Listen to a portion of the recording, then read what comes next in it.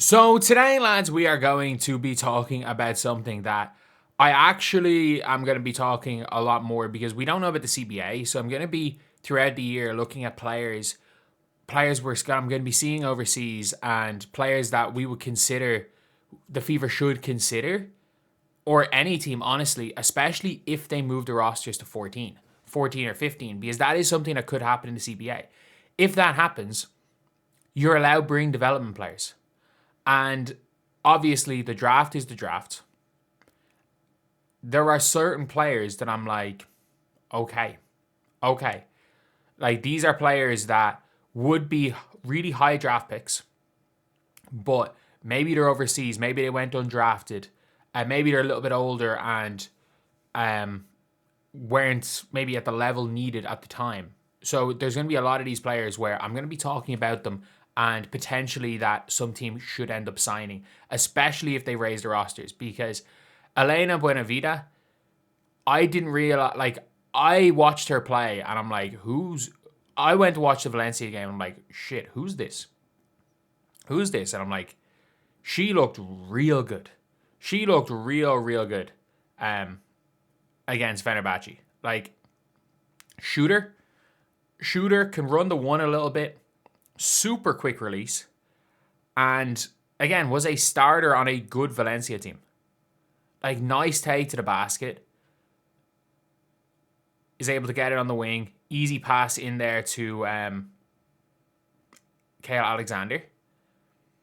But just all around, like, she's a legit decent point guard, is able to get downhill and shoots the shit out of the ball.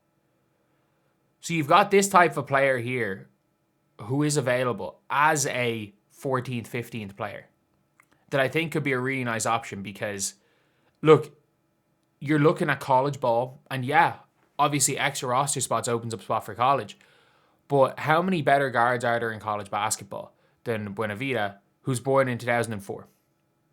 Like, she's younger than Flaw J. Johnson. She's younger than Lauren Betts. And she's somebody who averaged 6 points a game at Eurobasket for Spain. Like, she averaged 6 points per game at Eurobasket. And it's funny because in 2024, or in under 20s in 2023, she only averaged 4 points a game. And playing senior women's Eurobasket, averaged 5.7 points per game. And then had a 13-point game to start it off, averaged 5 points a game in EuroLeague last year at 20 years old. Sorry, 2024 EuroLeague, not even 2026 EuroLeague. At 19 years old, averaged 5 points a game at EuroLeague. Like, that's impressive. She starts for a good team. Like, she starts for a good Valencia team. And if you look at some of the other guards, like Leticia Romero, she hooped. In fairness, she absolutely hooped. Averaging 10.5 assists per game. Like, she's just a true point guard, but she's short and 30. So I don't see her coming over. Yakupova was horrendous, but still a good player. A good player, like.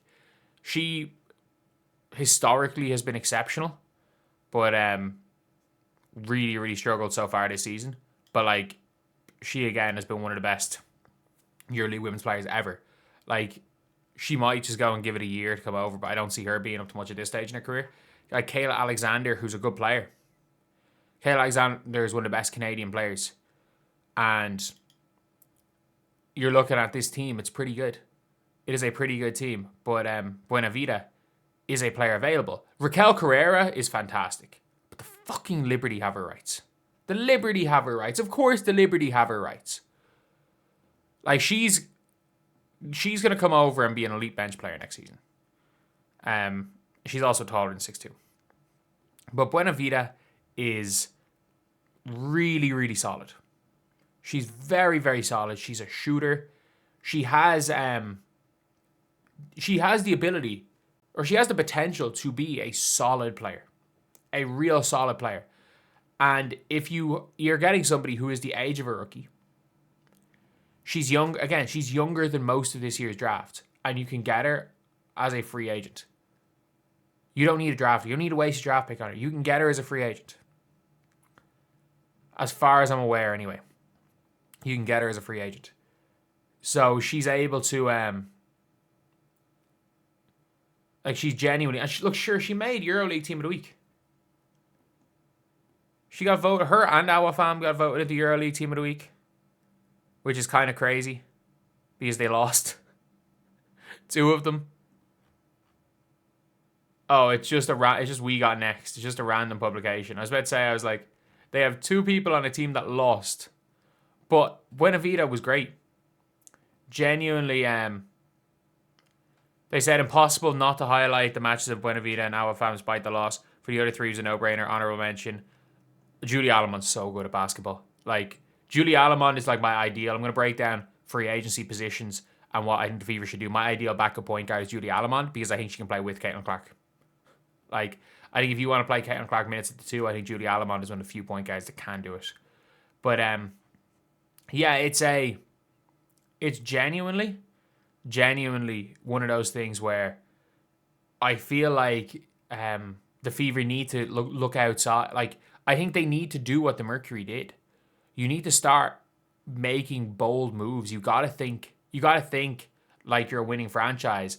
And by doing that, you can't just, especially with the way the WNBA is, you can't just look in the WNBA. You can't just look in college. Because there's so many elite players elsewhere. Again, she's 20 years old. The best players her age in Europe, your Carla Lates, your Leila Lacans they've already been drafted. Your Juste Jacites. She is a young player who nobody has the rights for. Like, nobody has her rights.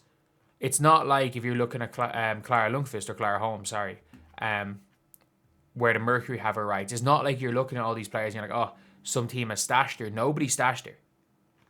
You can get a player that is at worst the level of a 2nd round pick guard for free. For a no risk. Even still, if you just want to kick the can down the road, you can take her and say, look, we were going to draft a guard in the 2nd round anyway. Let's go and trade. We've got the 10th pick. Okay, who do we want in the draft? Let's just say, I don't know, Stulke's not going to be there in round 2. Or we're gonna take a guard and we want Stulke, but we think Stulke's going to be there in round 2. We're going to draft Buenavida. We're going to trade a 2nd round pick and a 3rd round pick, maybe to move up 3 or 4 spots in the 2nd round so that we can get Stulke. And then we'll go and trade our 10 pick. We'll go and trade our 10 pick for to get someone in a core and trade. Someone get a top tier power forward that's been cored and traded. Let's just say, I don't know, maybe they core Azare. I don't know. Because Hamby and Kelsey want to say, maybe we have to trade. Okay, cool. We'll give you the 10 pick. We'll give you the 10th pick in the core and trade for Azare. And it means we still get our 2 young players. If we find a way to go and get Hannah Stulke in the 2nd round, and then we've got our borderline first round pick level talent in Buenavida as a free agent. That's why I was so adamant on signing Janelle Salone last year. I was adamant. By the way, if you guys have not looked at this channel, I was adamant on trading with the Golden State Valkyries for Ileana Rupert. And Ileana Rupert, by the way, when we're talking about Azare, we're talking about Alana Smith. The actual best player to pair beside Leah Boston is Ileana Rupert. Just because she's the best shooting big. Like, she is a near 50% 3-point shooter. She is the best player. No ifs, ands, or buts about it. But the Fever need to start thinking outside the box. And especially because of somebody that you can get who is borderline first-round talent, who's younger than most draft picks. She's going to be younger than most Americans that are in the draft. She's a first-round talent.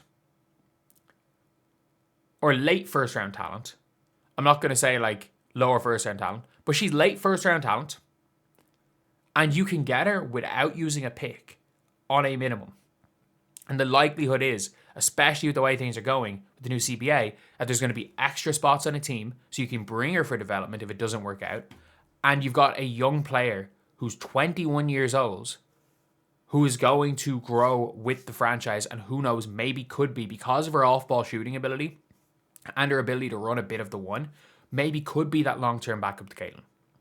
So anyway, yeah, that's the video. I'll see you guys.